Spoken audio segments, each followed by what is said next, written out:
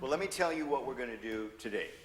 We have constructed a mini election, but Harry Hersey, as you have served as a technical advisor of how to do this, we're going to ask you to remain outside. After you, let me introduce you to my election staff.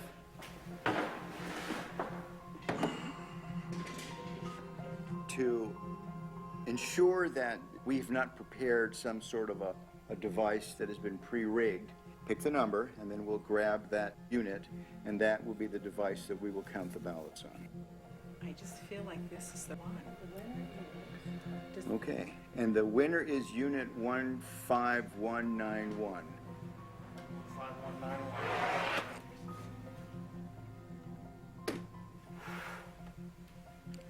What we have here is a programmed optical scan ballot. There is only one question on this ballot.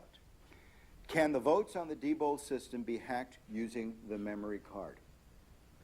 I have only touched the memory card, not the other parts of the Diebold election system, which is going to be used today. Only the memory card. I can certainly speak for myself and Harry, and that we're going to vote yes. All right, then let's have the rest of us vote no. Two individuals, Hugh and Harry, will be voting yes. The rest of us will be voting no. And then we'll scrutinize the ballots afterwards to ensure that that is indeed the mark. I will say that I'm wrong and Diebold is right, and I'm going to say no, they cannot be hacked. It's impossible. So I vote no. I'm going to film myself voting. Excuse me. I'm going to mark this ballot no.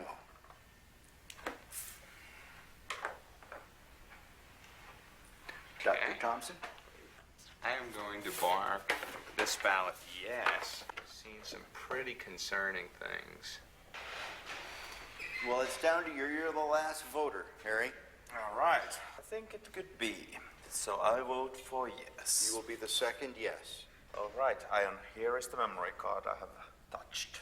Okay. Now, this is the only piece of Diebold equipment that you've used. That's correct. Well, thank you. Let me take your ballot in. This card will go into this slot. The next activity that the election worker does on the morning of the election is turn the machine on, making it live to receive votes. When you do that, this machine will produce what is called a zero total tape. The machine is going through a self-test analysis, and then it'll spontaneously turn on.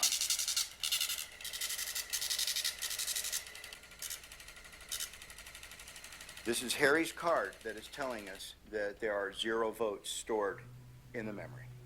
Okay, let me get the ballots. Let's insert a yes ballot. We're going to put in another no. 7. And the last no ballot, 8.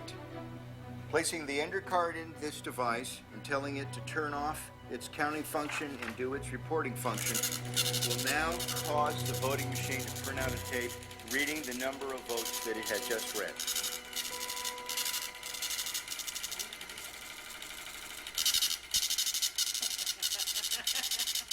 Oh my. Oh no! What is it? 7 yes, 1 no. Oh my gosh! Oh my gosh! Let me see. Here's the tape. 7 people said it could be hacked, but And we put through 6 and 2. 6 Six no's no's and 2 yeses. yes. Oh my gosh! Do you know what this means? How do we know that Harry didn't just change the report and the votes themselves on the memory card are still correct? If that was the case, when they go into GEMS, the results would be different, isn't that right? I mean, the only way to know that is to read them into GEMS and to check the vote totals. See what GEMS says. So should we do that? I think we should, because I want to confirm for my own analysis Is this just a superficial Right, that's a good hack? In other words, question. did we just change the words on this paper? And we will upload this memory card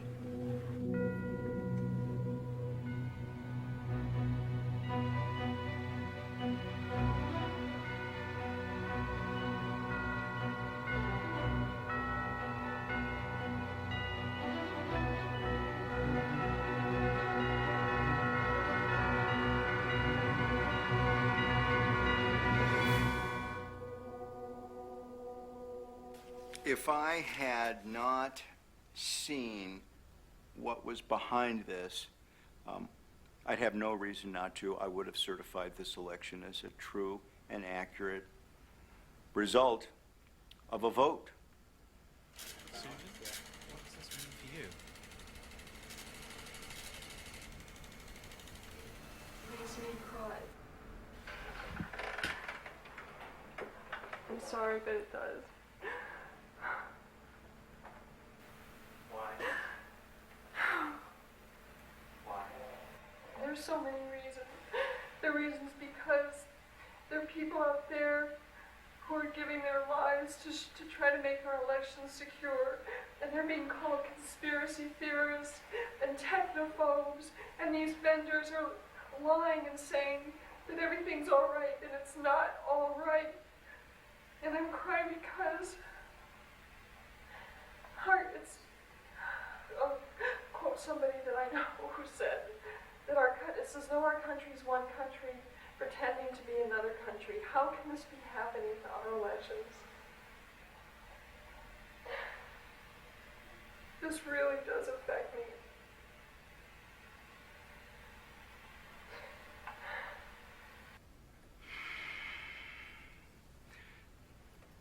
I don't know exactly how to describe what I saw here.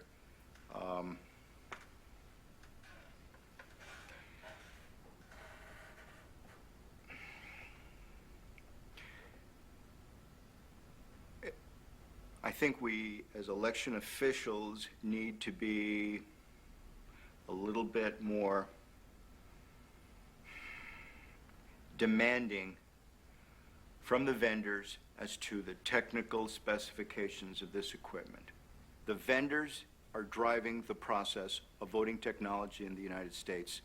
I would much rather, at this point, I think, focus on allowing citizens to select technology that satisfies their needs.